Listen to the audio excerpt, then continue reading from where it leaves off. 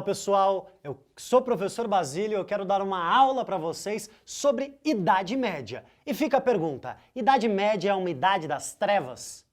Antes de qualquer coisa a gente precisa entender este termo. Para a gente estudar história, os historiadores, aqueles que estudam e pesquisam e escrevem a história, eles muitas vezes criam certos períodos para explicar muitos eventos que acontecem e que têm alguma similaridade. Idade Média. Médio significa meio. Ué, mas a Idade Média estaria no meio do quê? Entre a chamada Antiguidade Clássica, Grécia e Roma, e o chamado Renascimento Cultural do século XV. Teoricamente, outro momento de racionalidade. Perceba só, eu falar que algo está no meio de dois momentos racionais é como se eu falasse a Idade Média não foi lá tão racional. Os homens do século XV falaram que estes 1000 anos entre a queda de Roma e o Renascimento foram um momento de trevas. Essa é uma visão carregada de preconceito. Aquelas pessoas lá na frente olharam para trás e falaram: esse período foi mau, esse período foi trevas. Essa é uma visão complicada, porque simplifica, porque limita 1000 anos de história. E em 1000 anos de história, muita coisa aconteceu. E é um pouco isso que eu quero conversar com vocês nesta aula. Sobre 3 formas diferentes de organização social e política que existiram nesta chamada Idade Média. E aí, ao final, a gente vai pensar junto. Trevas, luz, diversidade. Vamos lá. Esta chamada Idade Média começa quando o Império Romano, aquele império centralizado, aquele império que controlou todo o Mediterrâneo, começa a entrar em crise. A crise romana vem desde o século XIII, crise do escravismo, faltou escravizados. Roma começou a ter problemas internos. E para Roma tentar sobreviver, Roma vai se dividir entre Império Romano do Ocidente, cuja capital era Roma, e Império Romano do Oriente, cuja capital era Constantinopla, que ficava ali perto da Ásia, na atual cidade de Istambul, na Turquia. Pense em geografia, pense no mapa da Europa, Europa e Ásia estão ali lado a lado. Então o Império Romano tentou sobreviver por meio de uma cidade chamada Constantinopla. Roma cai, Constantinopla não. O Império Romano do Oriente permanece de pé e ele vai ter o nome de Império Bizantino. Os bizantinos então são os romanos, que não são tomados pelos povos bárbaros, pelos povos germânicos. O mundo oriental permanece de pé na cidade de Constantinopla. Então olha só, trevas, mas Roma está ali de pé naquela cidade. Além disso, quais as características do Império Bizantino? Lá se mantém a centralização política. Lá o imperador permanece com o poder centralizado. E além disso, temos uma centralização não só política, mas também religiosa. Lá em Constantinopla, no Império Bizantino, a gente vai ter o chamado cesaropapismo. O que é isso? Ué, a junção de 2 palavras, a palavra César e a palavra Papa. É como se o poder político e o poder religioso estivessem juntos. E desta forma, a cidade de Constantinopla permanece de pé.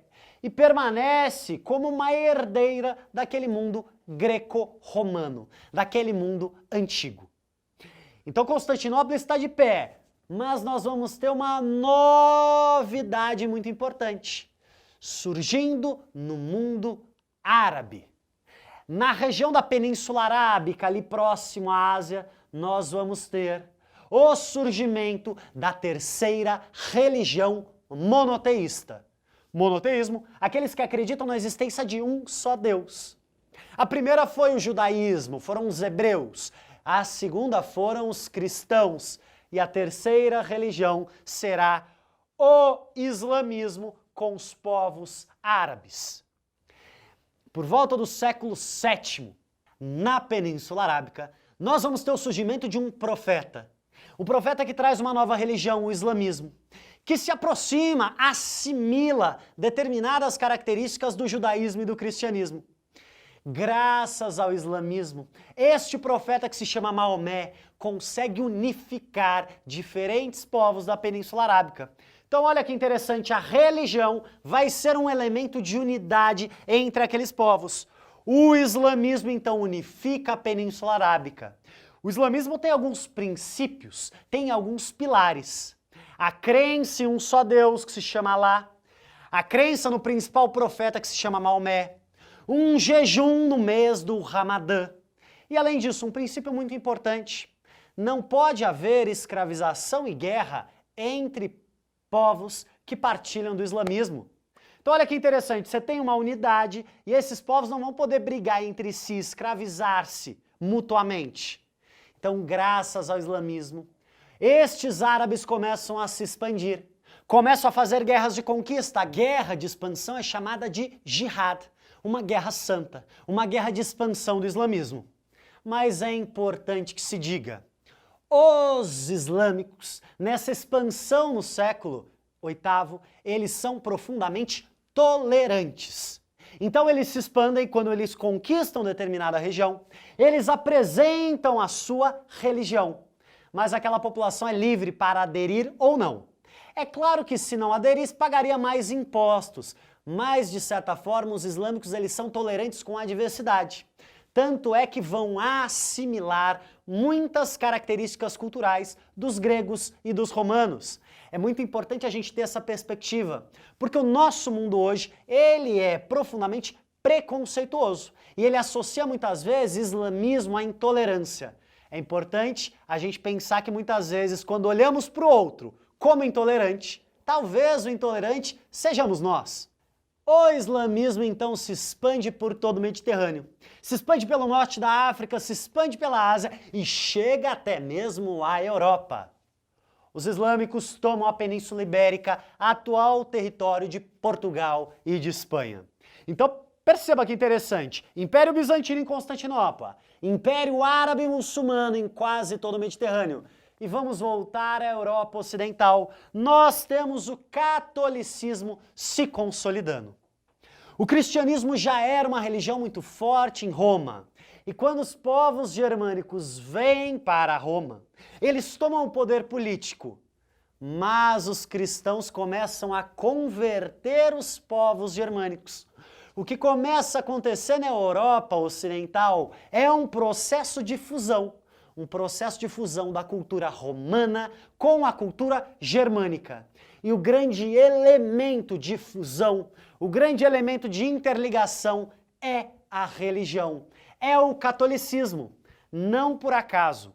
Talvez a maior herdeira do Império Romano seja a Igreja Católica Apostólica Romana. Olha que interessante, então a Europa Ocidental está passando por um processo de transformação. Um processo de ruralização. Já não há mais na Europa Ocidental centralização política. Não tem mais um imperador que controla tudo. Pelo contrário, a Europa Ocidental vai ser marcada pela fragmentação política. O que vai trazer unidade a esta Europa será fundamentalmente o catolicismo. Olha só que interessante, diferentes formas de se organizar a vida, todas elas muito próximas da religiosidade. Seja o cristianismo bizantino, que vai dar origem à atual Igreja Ortodoxa, seja o islamismo, por meio dos povos árabes, ou seja o catolicismo na Europa Ocidental. Diferentes formas de se existir. Será que a gente pode chamar o diferente de trevas? Ou será que a gente precisa enxergar o diferente como uma possibilidade de existência? Ao invés de negar o que é diferente, por que a gente não procura aprender um mundo novo de possibilidades? Nesta aula vimos então este início de Idade Média, os impérios bizantinos, o Império Árabe Muçulmano e o que vai se consolidar como a Europa Católica. Agora vou dar um minutinho para vocês tirarem uma foto da lousa, um bom estudo e forte abraço!